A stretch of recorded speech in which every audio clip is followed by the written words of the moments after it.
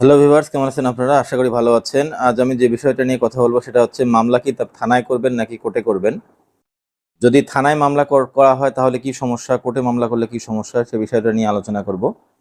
ভিডিওটি শেষ পর্যন্ত দেখতে থাকুন এবং যারা আমার চ্যানেলে এখন পর্যন্ত সাবস্ক্রাইব করেনি তারা সাবস্ক্রাইব করে নোটিফিকেশন বেল আইকনটি বাজিয়ে দিবেন। চলুন তাহলে মূল আলোচনায় চলে যাই কথা না বাড়িয়ে। আজ আমি যে বিষয়টা নিয়ে কথা বলতেছি সেটা হচ্ছে থানায় মামলা করলে কি সুবিধা? আসলে থানায় মামলা করলে অনেক সুবিধা আছে। আপনার যখন থানায় মামলা করবেন, থানায় মামলা করলে মামলাটা সরকারিভাবে মামলাটা রেকর্ড করা হয়ে থাকে এবং বাদীকে কোর্টে গিয়ে হাজিরা দিতে হয় না। শুধুমাত্র আসামিকে হাজিরা দিতে হয়। থানায় মামলা করার নিয়ম হচ্ছে যে কোনো ঘটনার বিষয়ে যখন আপনি থানায় মামলা করবেন, তখন থানায় মামলা করার সময় আপনাকে এজাহার হিসেবে বাইরে থেকে টাইপ করে নিয়ে যেতে পারেন, অথবা যদি মনে করেন যে না আমার ঘটনা আমি সাজায় লিখতে পারবো না, সেক্ষেত্রে থানার মধ্যে গেলেও আপনার থানার মধ্যে একজন টাইপিস্ট থাকে। সেক্ষেত্রে থানার মধ্যে টাইপিস্টকে যদি ওখানে আপনি বিষয়টা বলেন, তাহলে উনি যে সুন্দর করে আপনার অ্যাপ্লিকেশনটা লিখে দিবে। এই অ্যাপ্লিকেশনটাকে আইনের ভাষায় এজাহার বলা হয়।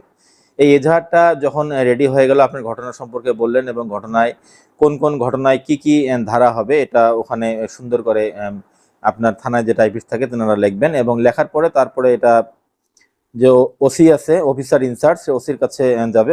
অফিসার ইনচার্জ বিষয়টাই দেখার পরে যদি অনুমোদন দেয়, সিগনেচার করে যে না আসলে ঘটনাটা মামলাটা রেকর্ড করা হোক, ওনার সিগনেচারের পরে তখন আপনার মামলাটা রেকর্ড করা হবে এবং রেকর্ড করার পরে থানার একটা ফর্ম আছে, সেই ফর্মটাকে এফআইআর বলে, ফার্স্ট ইনফরমেশন রিপোর্ট। সেই ফর্মের মধ্যে আপনার ওই বাদীর এজাহারকারীর নাম, আসামির নাম, মামলার ধারা এবং ঘটনার বিবরণ সংক্ষিপ্ত আকারে থাকে এবং ওই এফআইআর এর সঙ্গে এজাহার যেটা অ্যাপ্লিকেশন দেওয়া হলো, এজাহারটা ট্যাগ করে দেওয়া হয় এবং মামলাটা রেকর্ড করা হয়।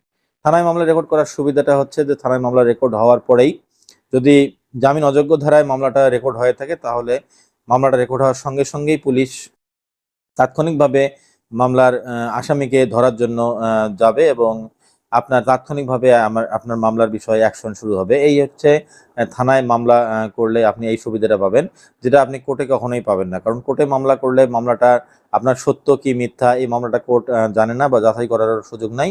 তখন এই কোর্ট মামলাটাকে থানার ওসিকে তদন্ত দিবে, অথবা সংশ্লিষ্ট প্রথম শ্রেণীর কোনো গেজেটেড অফিসারকে তদন্ত দিবে ঘটনাটা সত্যতা প্রমাণের জন্য।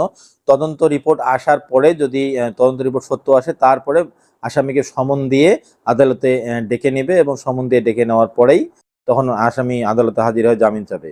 কিন্তু থানায় মামলা করলে যে সুবিধাটা হচ্ছে সেটা হচ্ছে যে আপনি থানায় মামলা করার সঙ্গে সঙ্গেই মামলার রেকর্ড হওয়ার সঙ্গে সঙ্গে আসামিকে ধৃত করতে যাবে। ঘটনার সত্য মিথ্যা এটা দেখার যদি প্রয়োজন হয়, তাহলে পরবর্তীতে যে তদন্তকারী কর্মকর্তা আছে সেটা চার্জশিটে উনি দাখিল করবে।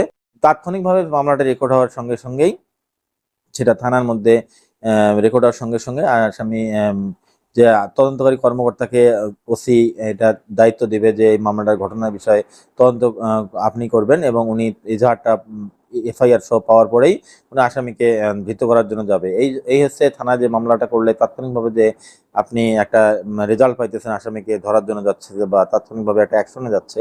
এই হচ্ছে থানায় মামলা করলে এই সুবিধাটা আছে, কিন্তু কোর্টে মামলা করলে আপনি কখনো এই সুবিধাটা পাবেন না। এজন্য আপনি আসলে থানায় মামলা করার জন্যই প্রথমে যাবেন। যদি আপনার ঘটনাটা সত্য হয় এবং ঘটনাটা যদি গুরুত্বপূর্ণ হয় এবং ঘটনাটা যদি অনেক সিরিয়াস কোনো বিষয়, ফৌজদারি অপরাধ সংগঠিত হয়, সেক্ষেত্রে আপনাদের টার্গেট হচ্ছে প্রথমে আপনি থানায় মামলা করতে যাবেন। তাহলে থানায় মামলা করতে যাওয়ার পরে অনেক সময় মামলাটি রেকর্ড করতে চায় না, বিভিন্ন কারণে ক্রাইটেরিয়া বা বিভিন্ন ধরনের সমস্যার কারণে রেকর্ড করতে চায় না।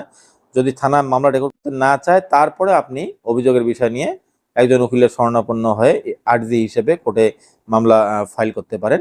কিন্তু আপনাকে প্রথমেই যদি বড় ধরনের কোনো ঘটনা ঘটে, প্রথমে আপনাকে থানায় গিয়ে মামলা রেকর্ড করতে হবে। তো এই ছিল আপনি মামলাটা কোর্টে করবেন নাকি থানায় করবেন, থানায় করলে কি সুবিধা, কোর্টে করলে কি অসুবিধা, এই বিষয়টি নিয়ে আজকে সংক্ষিপ্ত আকারে মোটামুটি আপনাদেরকে ধারণা দেওয়ার চেষ্টা করছি। ভিডিওটি ভালো লাগলে লাইক করবেন এবং কমেন্ট করে জানাবেন যে ভিডিওটি আপনার কেমন লেগেছে এবং শেয়ার করে সকলকে জানার সুযোগ করে দিবেন।